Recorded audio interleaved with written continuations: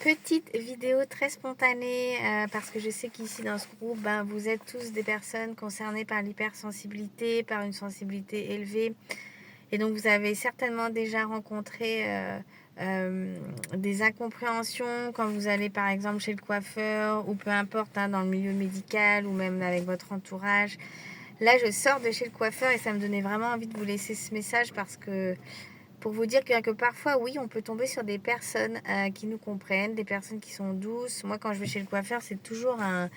C'est pas vraiment un plaisir parce que souvent les personnes ne comprennent pas ma sensibilité. Je leur demande d'être très douce avec mes cheveux, mon cuir chevelu, avec ma nuque, avec mes cervicales. C'est des zones très très sensibles chez moi. Voilà, très vite ça peut déclencher des douleurs. Et c'est vrai que c'est rare en fait que les gens vraiment le comprennent, considèrent tout ça, le considèrent vraiment, le respectent. Et là, je suis vraiment tombée sur quelqu'un qui respectait vraiment cette sensibilité. Et ce que je lui ai exprimé, qui a vraiment fait attention, vous voyez, qui a pris soin en fait, et ça fait du bien. Et du coup, le corps peut se relâcher.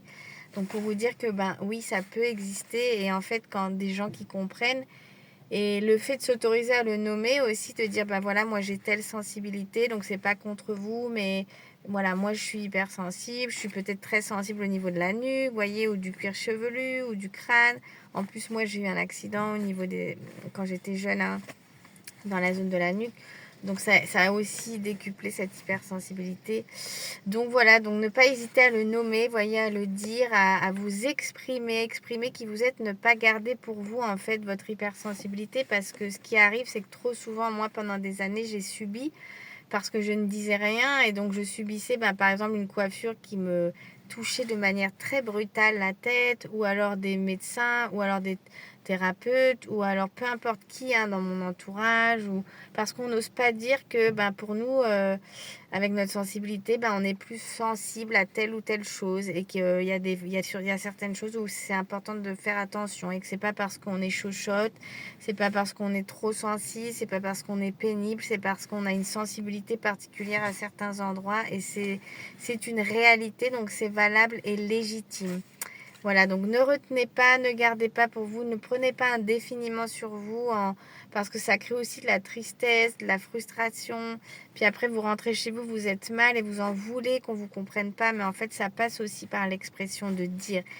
Exprimez vraiment votre besoin et votre ressenti sans vous juger, sans vous en vouloir, sans vous rabaisser, mais en étant fier, je dirais, d'être qui vous êtes quelque part. C'est comme ça. La personne vous comprend ou elle vous comprend pas, mais au moins vous posez les choses et c'est dit. Vous voyez? Voilà, donc dites-moi en commentaire comment ça fait écho ce partage. Et c'est pour ça que quand je vous reçois aussi moi en séance, je vous comprends énormément et je vous comprends profondément et il n'y a jamais aucun jugement, il y a une profonde bienveillance, compréhension de ce que vous vivez et c'est vrai que tout de suite ça change tout parce qu'on peut se relâcher, on peut se laisser aller, on se sent compris, on se sent entendu et c'est fondamental quand on est extrêmement sensible de sentir cette compréhension-là. C'est ça qui crée une sécurité, une confiance qui fait qu'on va pouvoir se laisser aller, qu'on va pouvoir se lâcher et qu'on se sent heureux d'être compris et pas juste stigmatisé ou catalogué, vous voyez. Voilà, donc n'hésitez pas à me dire en commentaire comment ça résonne pour vous ce message. Je vous invite vraiment à exprimer vos besoins, exprimer qui vous êtes. Même si c'est pas facile et je le sais parce qu'on a toujours peur du regard, du jugement, de qu'est-ce que l'autre va dire. Mais au final, ce qui est le plus important, c'est que vous repartiez pas dans un état de stress aigu, vous voyez, après un rendez-vous. Donc de pouvoir le nommer, ça pose les choses. Alors je sais qu'il y a des gens qui comprennent pas. Moi, j'ai déjà eu des retours très désagréable, mais au moins moi je me suis respectée parce que je l'ai dit. Et puis chemin faisant, plus on s'exprime, plus on a confiance, donc plus on ose dire les choses avec aplomb, sans agresser l'autre, avec beaucoup de bienveillance, et ça passe souvent, ça peut passer bien. En tout cas, j'ai eu la preuve aujourd'hui. Voilà, je vous embrasse, je vous dis à très très bientôt.